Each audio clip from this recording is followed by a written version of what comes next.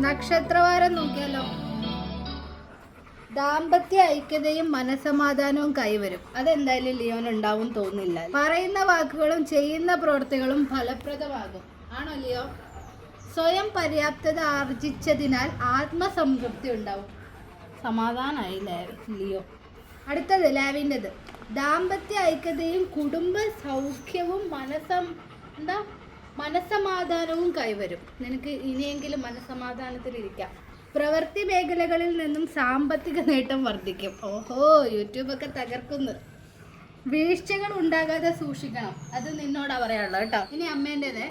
വസ്തുവാഹന വിക്രയങ്ങളിൽ പ്രതീക്ഷിച്ചതിലുമുപരി സാമ്പത്തിക നേട്ടം ഉണ്ടാകും. സഹജമായ കഴിവുകൾക്ക് അംഗീകാരം ലഭിക്കും. ഈ ആഴ്ചയിലെ നക്ഷത്രവാരം ഇതോടുകൂടി അവസാനിക്കുന്നു. നന്ദി, നമസ്കാരം.